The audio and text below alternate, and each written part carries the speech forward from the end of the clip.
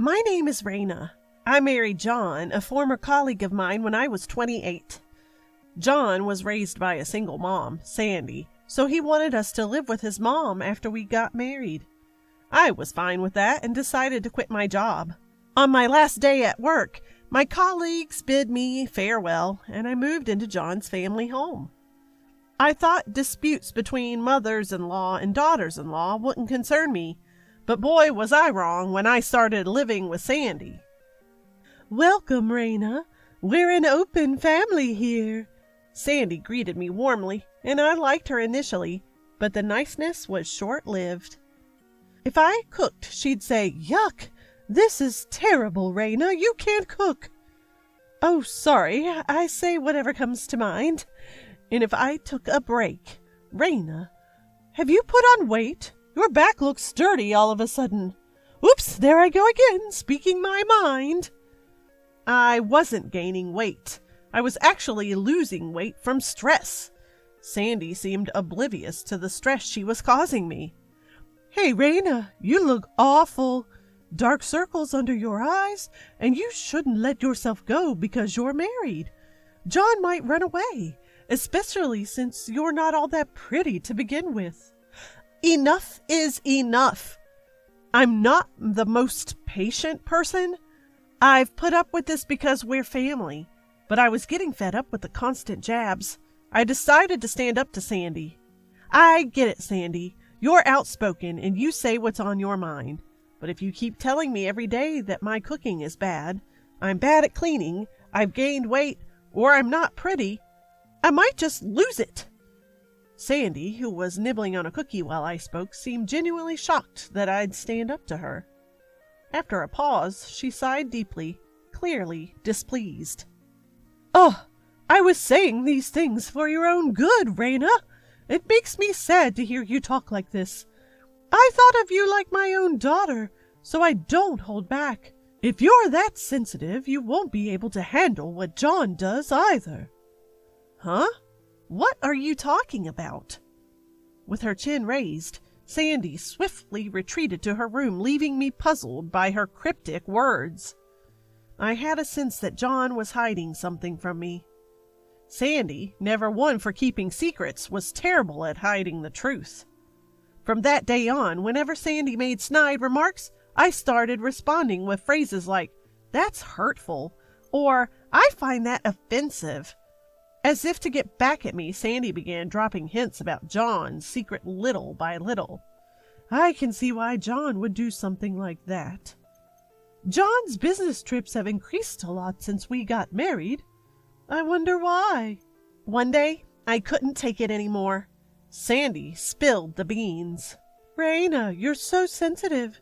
It's understandable that John would stray." "You just admitted it." "What?"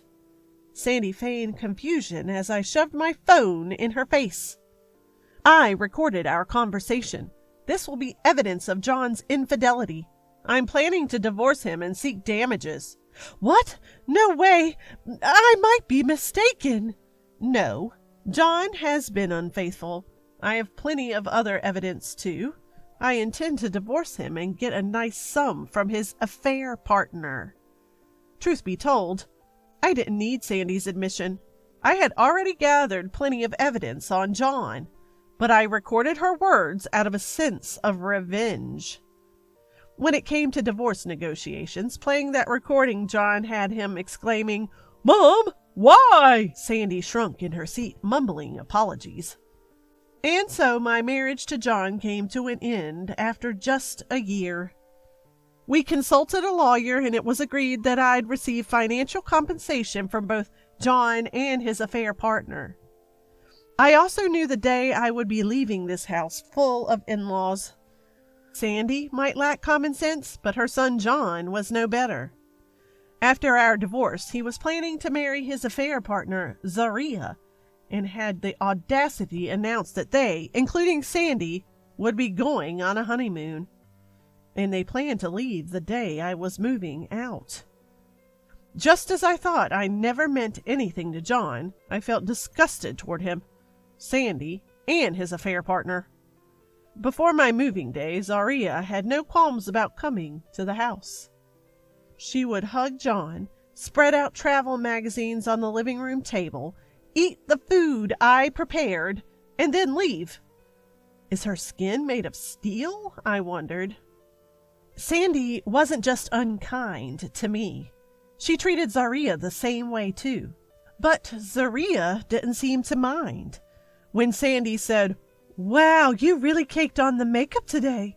It's a bit overpowering," Zaria replied, "Oh, my makeup is really on point today." I was shocked. Maybe you need a heart that strong to be the wife in this house. I actually felt a bit of admiration. Still, my days living in this in-law's house were a series of hardships. Sandy berated me, my husband cheated on me, and on the day I was leaving, no one was there to say goodbye. I was the one who should have been sending them off, not the other way around. Early in the morning, I saw John and Zaria ready for their honeymoon, and Sandy stood there with a smile. I was in a complicated emotional state, but I politely said, "Thank you for having me," and left. They wouldn't be back for a while, so I had time. However, I didn't have much to pack, so I was done in one day. I contacted my brother and sister, who offered to help me move. "We're on our way," they said, so I messaged John too. "I finished packing sooner than expected, so I'll be leaving. Thank you for everything." He replied instantly. The message came with a picture. John, Sandy, and Zaria, all smiles, were in a group photo. "If you've got time, why don't you clean the house too? We're off to enjoy our honeymoon," it said. That made me burst into tears. What was my marriage, really? I gave up my career for this, only to be treated like a maid and receive no love in return. Getting sent a group honeymoon photo with Zaria was the last straw. I felt so pitiful I started crying loudly. My brother and sister walked right in since I'd left the door open. They were shocked to see me crying so hard. "What happened? What's going on?" they asked, half panicked, comforting me. I showed them the group photo while sobbing about my life so far. My kind-hearted sister, Shell, even started crying and said, "You've had a really hard time, haven't you?" After a good cry, I felt calmer. I apologized for my breakdown and said, "Let's get going." I thought this was my final goodbye to the in-laws' house. But then my sister Patty showed me a photo on her phone. "Look! This wife her cheating husband by turning all his clothes inside out." The picture Patty showed me was filled with clothes turned inside out. "Gosh, that would be so annoying to deal with," said my brother Lynn. Patty chuckled like a mischievous child.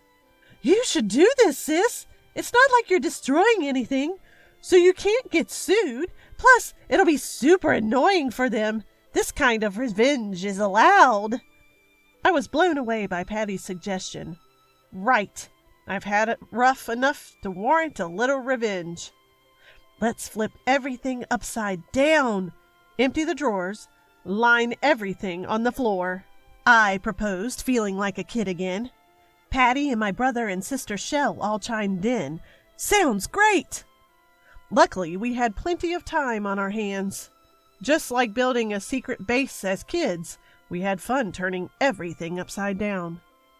During the chaos, Shell mentioned, "I found a bunch of boxes. Let's set up some dominoes." I was more than happy to join in. We lined up boxes from curry roux to medicine, creating a massive domino setup that reached up to the second floor. Patty was busy arranging flipped clothes and socks in a gradient around the room, nodding satisfactorily as if she'd finished a masterpiece. The neatly lined flipped clothes were so beautiful, I couldn't help but exclaim, "That is amazing!" While we were doing all this, my younger brother came in, holding a box of marbles and old toys. "Let's scatter some caltrops," he said. "Like in the movie Home Alone," we exclaimed. We then spread the marbles and toy cars all across the doorway. By the time we were done, my in-laws' house was a total wreck. It was as if we dumped out a toy chest, the likes of which I'd never seen. We were a bit tired, but the exhilaration outweighed it all. Feeling accomplished, we took pictures from every angle to commemorate our handiwork. In that dreaded in-laws' house, the only reason we were able to make some positive memories was thanks to my younger brother and my sisters. Not to mention John and his crew, who conveniently went on a ridiculous honeymoon for a long weekend, also contributed. Of course, when John and his gang got back from their honeymoon, we received complaints, but I totally ignored them. John and his family no longer matter to me. Besides, I had just moved to a new place and was busy adjusting and job hunting. I eventually found a new job, and although I occasionally remembered the pain John and Sandy had caused me, those memories faded away after a while. Meeting a kind man at my new job who accepted me as I am and starting a new relationship also helped me escape that painful past. But 3 years after divorcing John, my peaceful days, filled with a rewarding job and the love from this gentle man, were disrupted. A message arrived from John. I had moved on and found love with a man named Gerald, who proclaimed he loved me, Raina, from the moment we met. We got married, had our first child, and were busy with the joys and challenges of parenting. To be honest, I had forgotten all about John. When I left the messy in-laws' house, I was so caught up in my little revenge scheme that I forgot to block John's messages. Curiosity piqued. I opened a message from John and found he had sent me a picture.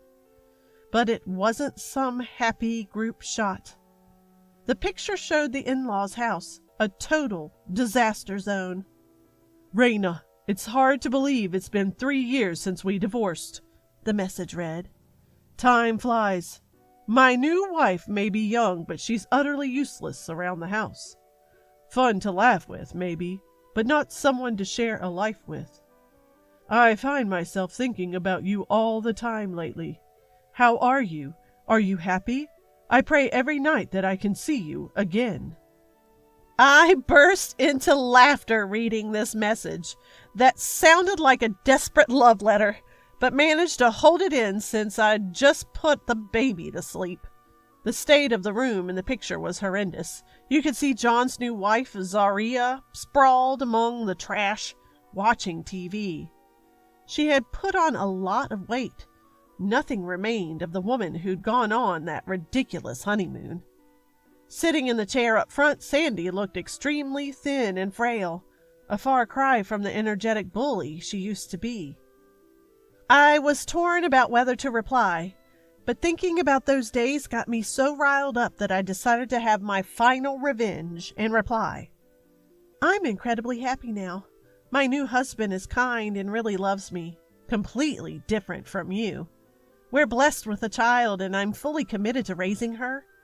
Your life seems a bit tough, huh? Your new wife has certainly grown, not in a good way, and Sandy looks unwell, almost like a grandma.